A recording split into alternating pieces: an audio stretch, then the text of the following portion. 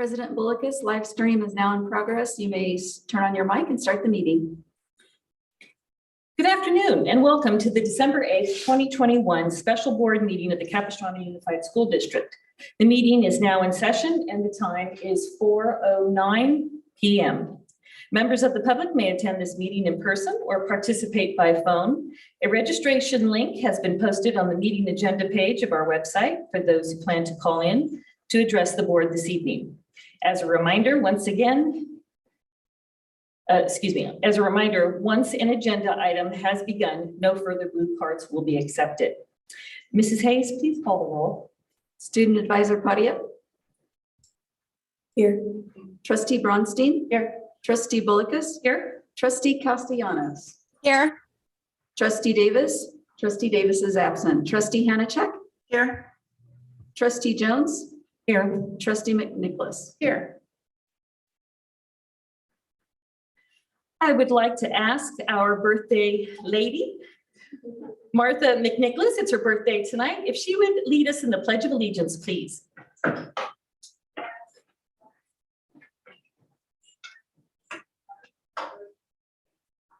allegiance to the flag of the United States of America and to the republic for which it stands, one nation, under God, indivisible, with liberty and justice for all.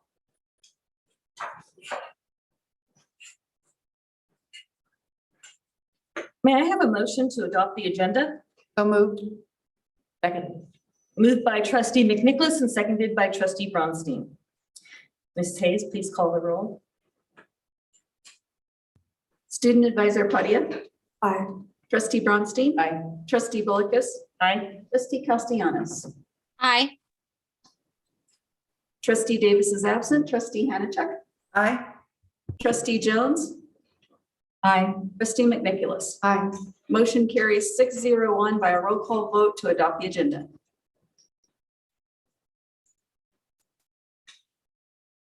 Tonight, I'd like to recognize Gregory Merwin, Associate Superintendent, Education and Support Services, to present the item. Mrs. Hayes, do we have any speaker cards tonight? We do not. Okay. This is an information item only, and there's no board action this evening. We will be voting on this at our next December 15th meeting. Dr. Merwin? Thank you very much, President Bullock's trustees, Superintendent Patel Brulte. This afternoon, staff presents the Educator Effectiveness Expenditure Plan. Our district is eligible to receive funds from the state to continue to support our school staff in meeting the needs of students. These funds may be used to support professional learning, collaboration opportunities, coaching, and mentoring of teachers, administrators, classified staff, and paraeducators. Our proposed plan, as you can see in the report, is two-pronged. The first part is to maintain the current strategies and actions in the multi-tier system sports intervention plan that's currently underway, as well as to add new strategies and expenditures that align with the funding requirements for this grant that further the support of MTSS. So I'm joined by my outstanding team here today for feedback from all of our trustees and to answer any questions. And then, as President Bullock said, we then return December 15th with a finalized plan for approval. Thank you.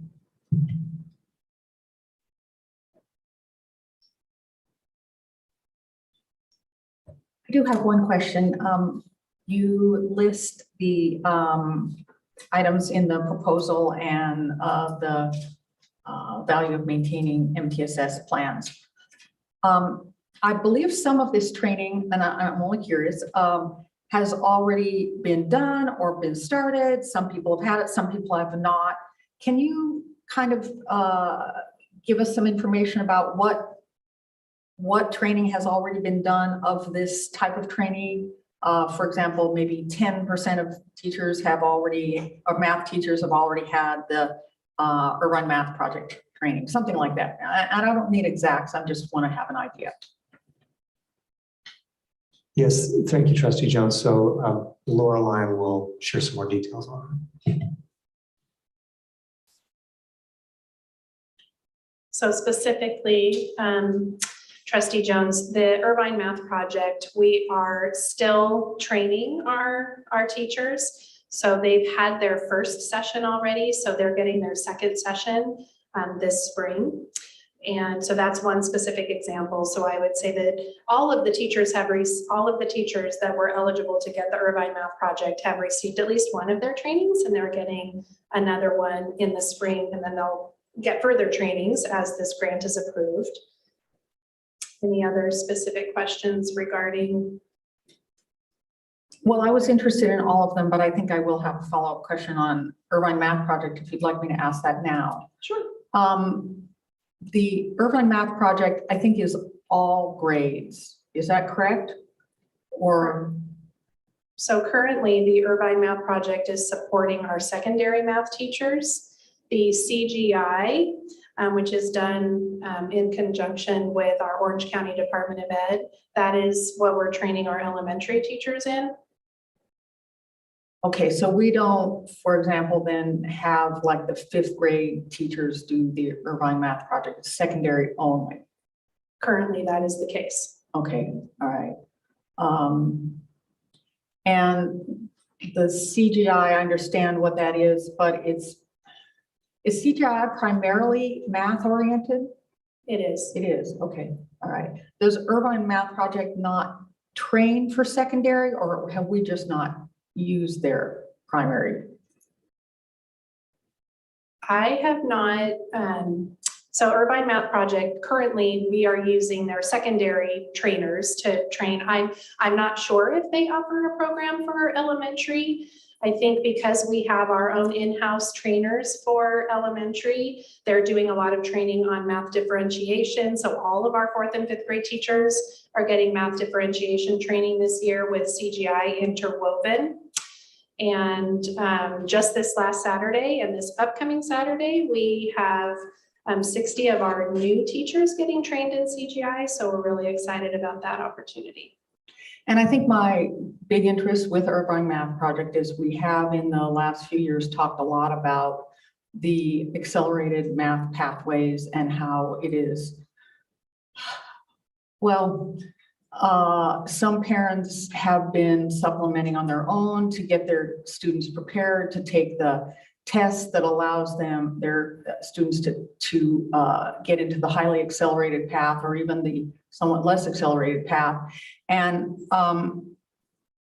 I know that, well, some parents are not going to supplement on their own because they're not interested, and some are not going to because they don't have the means to do it.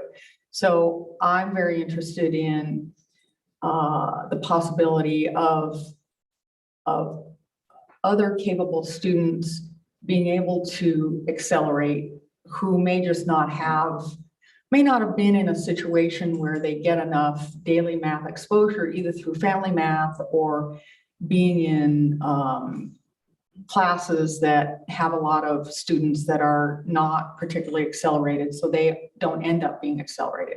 So that's a big interest of mine. And I saw President Bullicus nodding, and so I think that I could, and she and I have talked about this in the past, so I think I can assume that she's interested in that as well, and probably some others. So that would be my concern with them, because I know that is an issue, well, an equity issue for Irvine Math Project, and just interested in, I'm glad to hear that they are differentiating in 4th and 5th. Unfortunately, if your family is not math oriented, you just don't get that exposure, because there's only so much that happens in the classroom, particularly if you are among classmates who are not particularly accelerated and whose families are not providing that. So that's just of great interest to me. I mean, I know, just for example, my family was very math oriented, and we talked about math at the dinner table every night. But my cousins didn't have that and still struggle with some very basic math concepts, and they are full-grown adults.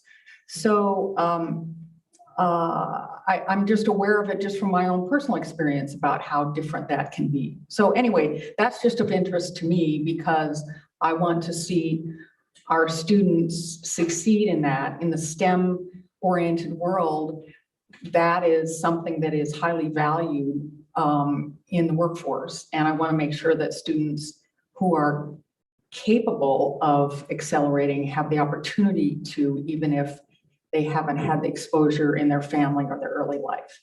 So anyway, that's my issue. But I'm also interested in beyond Irvine Math Project. I had only mentioned that on these others. Again, I know some cultural proficiency training has already been done. And I apologize for, springing this on you, but I just wanted to know, like, sort of, we've already done some of this. What have we done? And I'm only kind of just curious. You can help, but can you just refer me to which page of the report? That way I'm reading. Okay, that is down the page 2 of proper- 5 under current considerations. Okay. One thing we could do is that we can, because this comes back, this gives staff an opportunity just to say, here are the PDs that we've done, and these are the teachers that are involved in a chart, and then we can provide that for the next, on the 15th, so that none of you have to guess that. That's one of the blessings of being able to do this over 2 different meetings. And then I do think Trustee Jones, Dr. Merman wanted to address our math item is coming December 15th, which addresses the board's goal of looking at heterogeneous grouping and access. So maybe you could just take a second to address that. Yes, I can't wait to jump in and share, Trustee Jones, that this is exactly the item that's coming next week for the board meeting.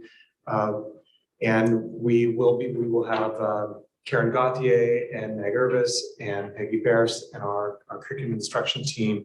And we will be presenting on CGI, on Irvine Math Project, where we are with access to advanced courses and challenging coursework, what our ideas are moving forward to increase access. All the points you're making, we're going to be addressing and look forward to the discussion with trustees next week. Okay, thank you. Trustee McNicholas? One quick question and then a more involved one. Remind me what CGI stands for? Cognitively guided instruction. Okay, so that's what we're using at the elementary level, kind of paralleling the Irvine Math Project. I have some of the similar questions about math and acceleration.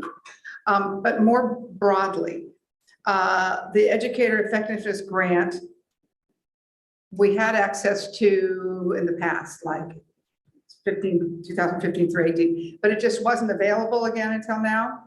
Is that's the way I'm reading this? Everybody's nodding. Okay, good. Yeah, that's correct. So it stopped, it ended, and then now it's available again. Okay, so this is again, one-time money, but it can be spent over several years, right? So then the question is, okay, then number 1 is to maintain the current MTSS plans. So these have all been funded by other funding sources. Is that my assumption? In some cases, it may have been one-time ESSER money. In some cases, it may be out of our general fund, it may be someplace else. And this is going to kind of keep that going, that these may not, if we didn't have the new Educator Effectiveness Block Grant, would these programs go away? Or would we still fund them, hopefully the way we've been funding them? You get my drift here? Yes, so many of these items in the maintaining are coming from the ELO or the ESSER funds. And so therefore it does end in 2 years. And then, So this was an exciting opportunity to say this allows us to maintain and continue and extend these important programs beyond that, knowing that the general fund in the past was not able to okay, fund these. It was based on those one-time 2-year funding sources, and now this allows us that opportunity to extend. okay, that's kind of what I was thinking, but it's good to get the But you make affirmation. a good point, Trustee McNicholas. This is the one-time train that we have to keep watching to make Yeah. sure that we don't like fall off a cliff, Huh? and that we watch all the positions, how we do it, so that when we get to the end of the 3rd year, we have handled this appropriately. Right, forward thinking. With that in mind, there's a couple of things. This is on page 4, where your chart explaining what how much it was going to cost. Things like, first of all, secondary coaches full-time. I assume that means academic coaches, but I don't know, not football, track or anything like that. That's correct.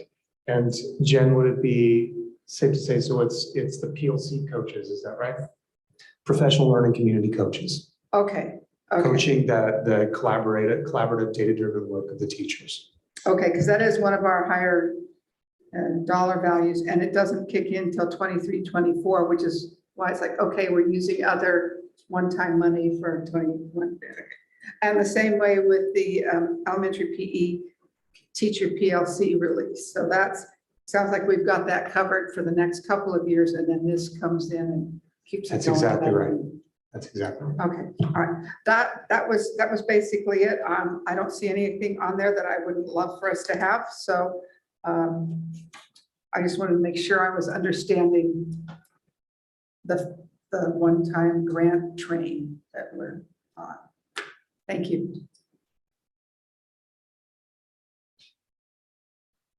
Could I ask that if this chart or a similar one is presented again on the 15th, that the term coaching be made more clear, academic, and so that, because some people will probably be confused, and even where it says the third line on page 4, training, coaching, secondary, that it would be helpful as there as well. Thanks. We will do that. Thank you. I just had a quick comment on CGI. I had an opportunity, the principal at Palisades just finished her doctoral degree in CGI. So it's really interesting. I didn't know anything about it, to actually see it in action. And she was able to take me into a classroom. This has been a little while ago, but to actually see math done within that CGI way. So it's really interesting. It looked really engaging. I'm not an educator, but if you want to go visit and see that in action, it really is helpful to see that. Correct in remembering that there was a 60 Minutes episode on CGI maybe 4 years ago. Does anybody remember that? I will see if I can find it. I was just going to jump in and thank you, Trustee Hanachik. We've been fortunate that the principal of Palisades has actually been working with all of the principals and coaching them on the administrator's role in supporting CGI. So she started that, I believe, last year and is continuing that this year with all of the elementary principals so they can learn from her great knowledge and experience in that area. But it's time to have someone passionate about math. And this is what we need, right? We just need that math passion. So it's a lot of fun. So thank you. Trustee Castellanos, do you have any questions? No, just I was gonna comment on Trustee Jones's comment. Irvine Math Project they do train K-12 teachers. I know it is offered at the elementary school level because we do that training. We just probably utilize the secondary portion here in this district. And then CGI, if I'm not mistaken, and maybe Dr. Merwin can answer this, but it's been around for a very long time. And now is kind of coming back, gaining popularity again. I do know when I went through training quite a while ago, I believe that it's been around for a while, if I'm not mistaken. Trustee Castellanos, thank you. We are our staff, we're talking informally, and we think it's around 30, 35 years that it's been around. So you're right, it's a time-proven, evidence-based practice. Okay, I had a few questions. As we look at, this is for educators and their effectiveness. I just wonder how far we're drilling down, and I'm going to drill pretty deep at the schools. My understanding is in the past, we've had really limited training for, and referred to it maybe as the MTSS portion, supervisors, lunch aides. These are people we employ on our campuses, and they have to handle sometimes some volatile situations that are out there before they can, grab a teacher or administrator. Does any of this include their training? And anybody else I'm not thinking of, but those are two positions. I know in the past we've struggled with, there's been trainings, but I think it's been on a volunteer basis or something that they can come. But are we doing anything for all staff Let me jump in. Thank you, President Bolokas. And then I'll have Laura share any other details, but this was a strong interest of ours and of CSEA. So we came together and collaborated in the District CAPE process, and similar to the plans that are already in place, it is a strong interest by all of us to make sure campus supervisors, noon supervisors, are trained in PBIS, the positive behavior approach. They understand what multi-tiered sports is. They have that training in place. That is absolutely called out in here. It was a strong interest by CSEA. We share that same interest. So this would go to that. On that note, are they also safety trained? Can they work with the students in EpiPens or? They do receive training through our district nurses. So the district nurses go out and train all of the staff on sites. And that would include the student supervisors and the campus supervisors on what to look for with seizures, and also train them on the EpiPen procedures. So that happens annually. And then a question in regards to what Trustee Jones had asked, the secondary coaches full-time. I happened to notice that that amount of money was the same as what we spent on paper contract, but that doesn't have to do with, that's a different coaching, that's tutors. And this is just strictly on our staffing, the training that we're doing for staffing. Correct. Yes, this is for building the capacity, the effectiveness of our educators and all people that support students directly at the school sites. Jen, was there anything you want to share maybe what the PLC coach does for the secondary schools? Maybe a couple of examples.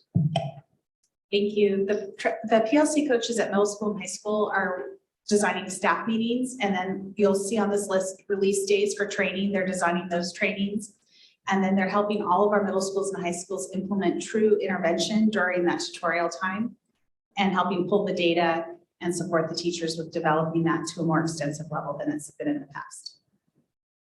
And I would add too that it's similar to, in some ways, to the MTSS intervention specialist at the elementary sites. It's just the secondary schools wanted to see a little different focus, but very similar, building capacity, supporting the teachers as they come together, providing trainings. So it's the secondary version of that MTSS intervention coach. Okay, I have just one more comment. And that is as we relate to the one-time grant money versus this flow chart of the financial implications. You may not be aware, but board trustees get a lot of questions, at least I know I am, from parents about, oh, how are we spending this money? Or you're just taking money, COVID money, vaccine mandate money and using it. And there is I don't want to layer on a lot of work for you all, but we kind of need some understanding of what was, ESSER and what was part of, COVID monies versus then grant money. And I don't know if there's a chart to be able to share that with us, but I know I am getting emails challenging us on how we're spending our monies. And again, well, when they think that we're getting money from the government, from the feds, and we're taking that money and using it, they don't know how they're using it, and they're kind of questioning how we're using it. And then we're talking about, we still have now a new grant coming in, and whether we've used up all the ESSER, but now we've got, you all have a bunch of different grants and ways that you have been able to get us money to provide these services for our students. But is there some way to kind of educate us a little bit more that we can respond? Thank you for that question, President Bolokas. On our website under the district budget and financials, the public can find reports on the CARES Act spending, and that entails, that's the original CARES Act expenditures and the grants, the additional CARES and ESSER money, and the ESSER 3 expenditure plan is all on our website. Thank you. I'm well aware of that. What I'm referring to here is that you're saying that there is some services that we want to continue to provide, but it's a different fund, different source of income that is now paying for it. Do I not have that accurate? I'm just trying to say, can we get where there is a service we're still providing, but we're transitioning to a different fund? I mean, I guess it would probably be like another poem on this, but, or is that just too hard to understand? So it sounds like to add to what we have on the website, this funding source and how we're able to extend some of those strategies into this money. Yes.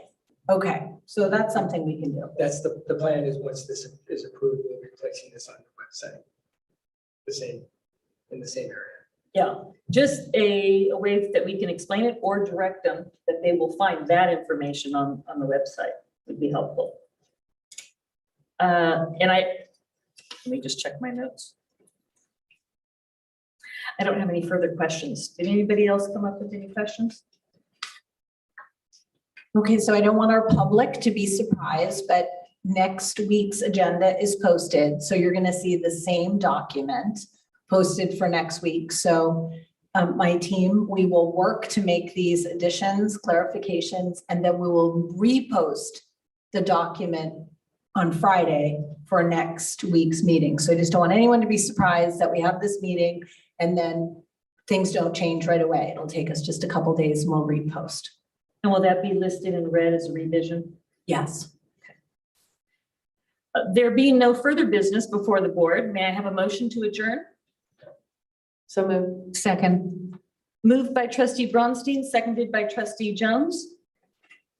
All those in favor? Or no, excuse me, it's roll call. Student Advisor Claudia? Aye. Trustee Bronstein? Aye. Trustee Bullicus? Aye. Trustee Castellanos? Aye. Trustee Davis is absent. Trustee Hannachek? Aye. Trustee Jones? Aye. Trustee McNicholas? Motion carries 601. The time is now 4:34 p.m. Thank you, good night.